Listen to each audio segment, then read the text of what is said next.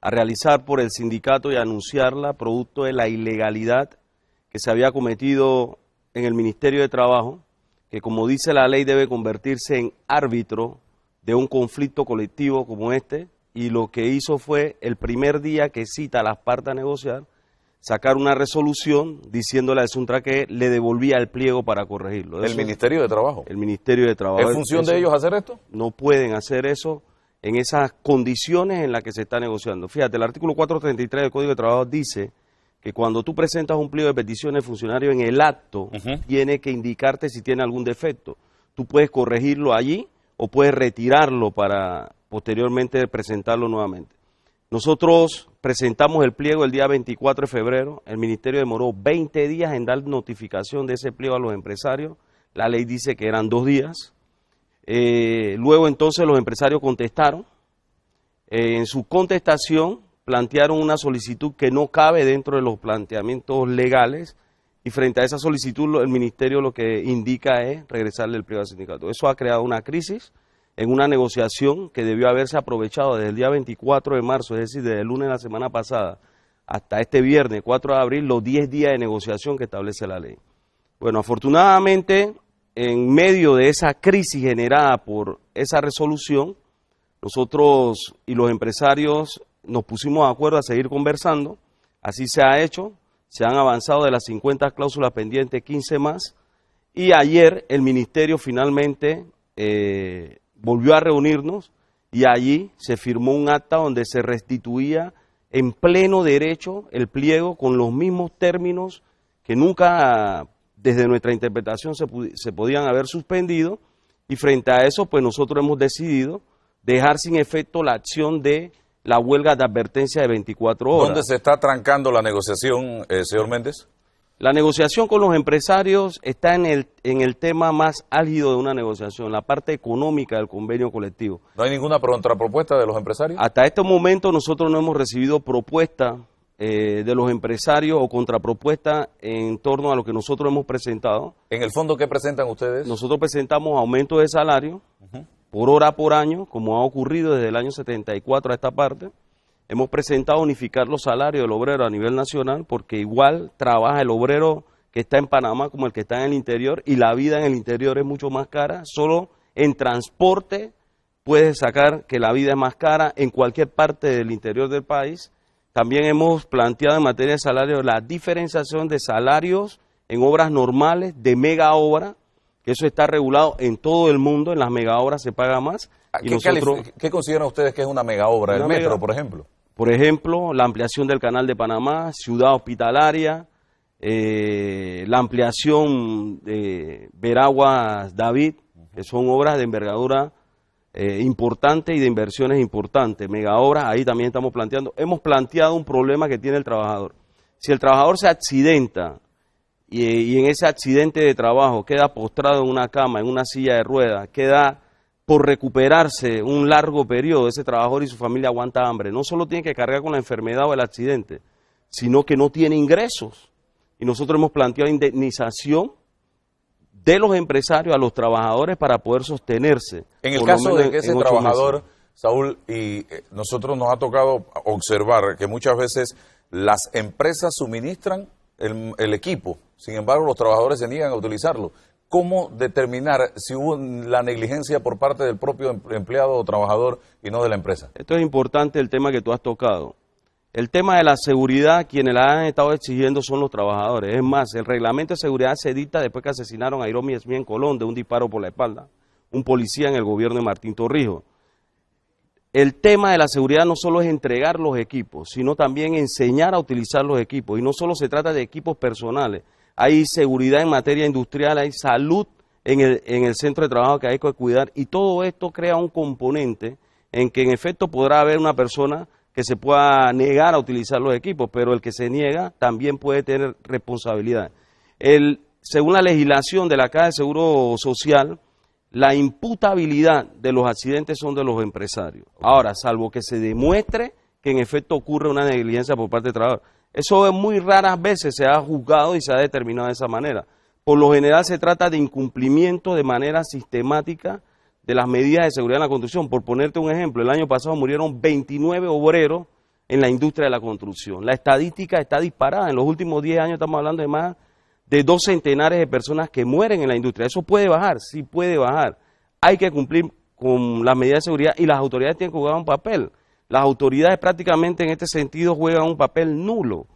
Ejemplo, la Caja del Seguro Social, hay un programa que se llama de riesgo profesionales. Pregúntate cuántas inspecciones hace riesgos profesionales en los centros de trabajo para exigir que se cumpla con las medidas de seguridad.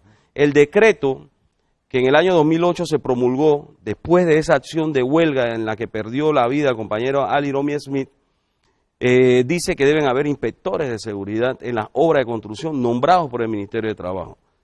En algunos proyectos los hay, pero las estadísticas siguen disparadas. Eso te indica a ti que en efecto hay unas claras violaciones a las normas en materia de seguridad. Y ese es un tema que está pendiente dentro de las 35 cláusulas que faltan. ¿Cuántos por obreros negociar. de la construcción hay en Panamá ahora mismo en acción, trabajando? Aproximadamente pueden haber unos 100.000 trabajadores en estos momentos en toda la industria de la construcción, laborando, obviamente, y de eso nosotros podemos tener la representación de más del 98% de los trabajadores en el país.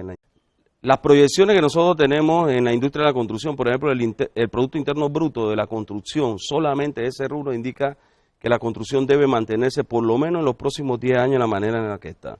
Es decir, que dicho eso, las obras que están planificadas tanto en el sector público como la inversión en el sector privado indican claramente que hay un desarrollo importante en la industria y de allí las demandas de los trabajadores. Esta es una industria multimillonaria donde hacen millones empresarios de la construcción, banqueros, aseguradores, reaseguradores, inversionistas, y los trabajadores deben tener un salario digno y deben tener condiciones de trabajo dignas para desarrollar por los próximos 4 años sus labores. En ese sentido, entonces, nosotros somos del fiel convencimiento que las demandas que tenemos frente a este tema son importantes. Fíjate, en la construcción hemos calculado, según nuestros especialistas, que la ganancia se representa en 400%. Wow.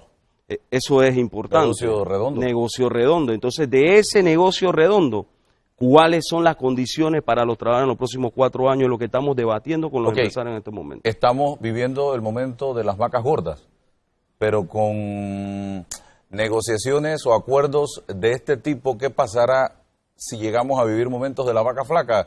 ¿Habría conciencia también del sector obrero frente a una situación de esta naturaleza que pudiera registrarse? Todos estamos claros en eso. Fíjate, hay construcciones que van de cualquier valor X, van desde 0 hasta miles de millones.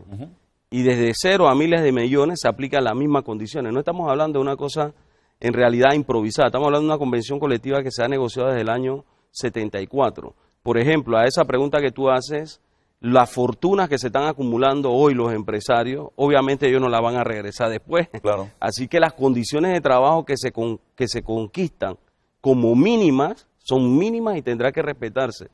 En este momento de bonanza, como en cualquier otro momento en materia de construcción. Y no se trata, reitero, de que sea un momento especial. Hoy hay de 0 inversión a miles de millones y la convención se aplica en los mismos términos en que estamos planteando.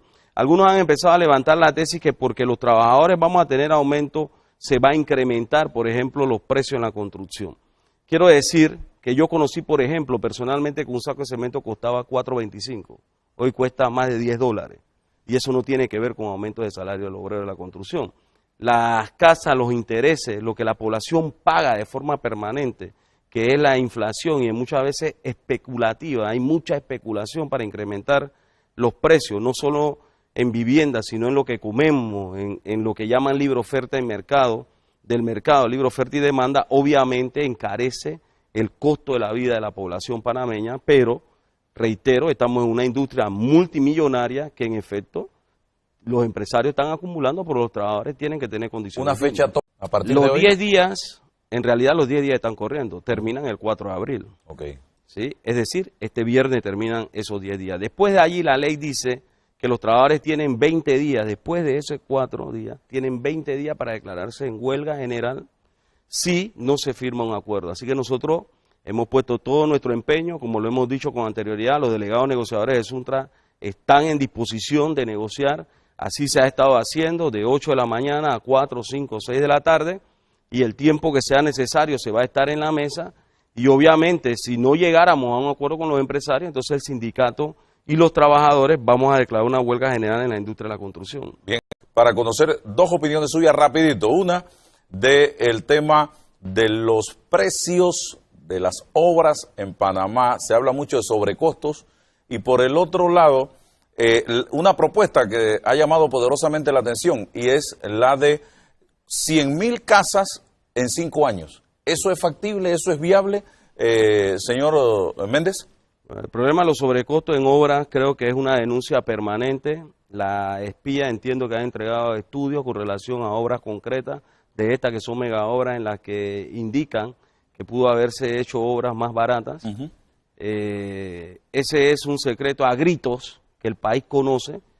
Lamentablemente la institucionalidad de este país cada vez está más corroída. Estas cosas no se investigan, no se lleva a la justicia, no se busca responsable, que es parte de los males que tenemos, y obviamente pues queda en una simple denuncia de que alguien se atrevió a decir X o Y cosa, por un lado. Por otro lado, el otro aspecto de la pregunta que tú planteas, a mi juicio, es obvio que las situaciones como se van desarrollando, nosotros diríamos que son complejas, que son situaciones que sin duda no dejan margen a que tú puedas analizar de forma distinta lo que está pasando en el país. 100.000 casas en 5 años, ¿se puede? Eso es casi imposible hacerlo. ¿Sí? Eso es imposible hacerlo, y te voy a decir por qué.